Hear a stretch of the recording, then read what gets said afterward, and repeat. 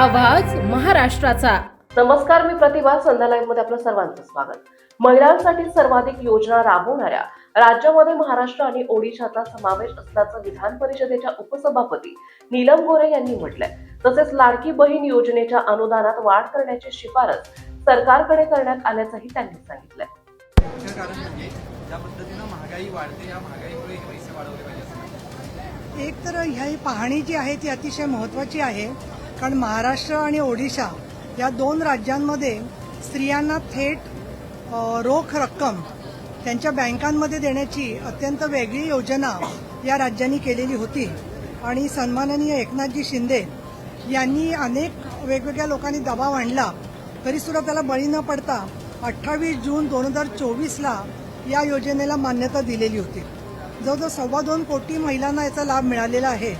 आणि ज्या पाहणीचा आपण उल्लेख करताय त्याच्यामध्ये एक स्पष्ट दिसलेलं आहे की स्त्रियांच्या मध्ये ज्या वयाने लहान आहेत महिला, त्यांनी कुटुंबासाठी अधिकाधिक खर्च केलेला आहे। आणि त्याच्यामध्ये मुलांचं शिक्षण, आरोग्य यासाठी त्यांनी खर्च जसा केला आहे तसं काही प्रमाणात पैशाची बचतही केलेली आहे, ज्याच्यामुळे बाजारपेठेमध्ये परत काही वस्तू विकत घेण्याची त्यांची शक्ती, क्रयशक्ती वाढलेली आहे। त्याचबरोबर ही मोफत पैसे लाटण्याची योजना हे जे म्हणतात त्या संदर्भामध्ये आपल्याला चित्र दिसतं आहे की वेगवेगळ्या ठिकाणच्या ज्या महिला आहेत त्यांनी आर्थिक सक्षमीकरणाच्या बरोबर समाजामध्ये त्यांची प्रतिष्ठा देखील वाढलेली आहे।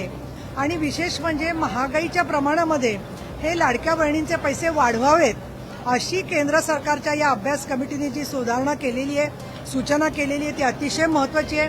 कारण अनेक बघतोय आपण डिझेल, पेट्रोल भाववाढ, भाजी, डाळ सगळ्या गोष्टींची झालेली आहे। या पार्श्वभूमीवर लाडक्या बहिणींचे पैसे वाढवण्याची शिफारस राज्य सरकारने स्वीकारली।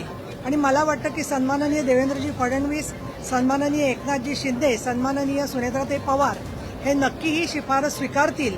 आणि ही योजना किती उपयोगाची आहे याची माहिती झाल्यावर या योजनेचे जे विरोधक आहेत आणि त्याला काही लोक भीक म्हणत होते, कोणी लाच म्हणत होते, पण ही महिलांची आर्थिक सशक्तता आणि ताकद वाढवणारी योजना आहे हे या अभ्यासामधून दिसलेलं आहे। ते अतिशय महत्त्वाचं आहे आणि आमचंही वास्तवातलं हेच निरीक्षण होतं, त्याच्यावरती केंद्र सरकारच्या या अभ्यासाने शिक्कामोर्तब झालेलं आहे।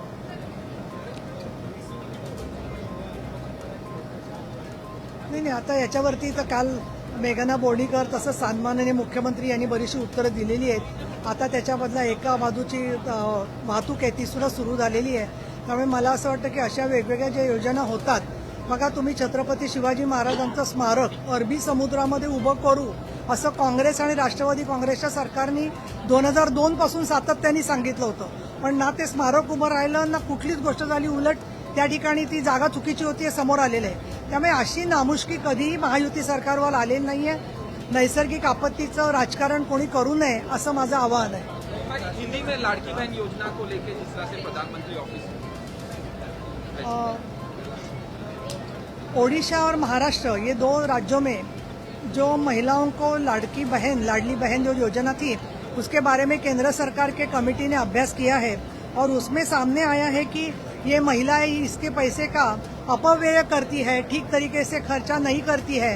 वो जो एक बहुत गलतफहमी थी उस पर उन्होंने अच्छा प्रकाश डाला है और ये स्पष्ट हो रहा है कि महिला परिवार की जो बहुत महत्वपूर्ण चीज़ें हैं, जैसे कि बच्चों की पढ़ाई है, लड़कियों की पढ़ाई है, कोई बीमार है, इस तरीके से खुद की जिंदगी में सुधार लाने के लिए उन्होंने उस पैसे का इस्तेमाल किया है। और जितनी उम्र में छोटी महिलाएं हैं जिन पर जिम्मेदारी है छोटे बच्चों की, उनका ज़्यादा पैसा खर्चे में आया है, लेकिन इनको देखते हुए भी बैंक में भी इन्होंने पैसा रखा है कि जिससे वो बैंक से उनको इंटरेस्ट भी मिल रहा है और मुसीबत में वो पैसे का उनको आधार भी मिल रहा है। तो ये जो स्टडी सामने आया है, तो ये जो हमेशा आलोचना की जाती थी कि ये एक लाच है, ये भीख है, उस तरह के नहीं है। महिलाओं का आत्मसम्मान और उनकी आर्थिक सक्षमता बढ़ाने में, उनकी जिंदगी और अच्छी बनाने में काम हुआ है। इसको नज़र में सामने रखते हुए उनकी ये भी सिफारिश रही है कि महंगाई के परसेंटेज में इसकी पैसे बढ़ाए जाए। इसीलिए मुझे लगता है कि एकनाथ जी शिंदे साहब ने जब ये योजना शुरू की तब से लोग बोल रहे थे कि बंद हो जाएगी, लेकिन बंद होने का सवाल ही नहीं। मुझे लगता है राज्य सरकार ये सिफारिश एक्सेप्ट करेगी तो और महिलाओं को बहुत खुशी हो जाएगी। ताज्या आणि महत्त्वपूर्ण बातम्या पाहण्यासाठी आजच आमच्या संध्या लाईव्ह न्यूज चॅनलला यूट्यूबवर सबस्क्राईब करा आणि बेल आयकॉन प्रेस करा.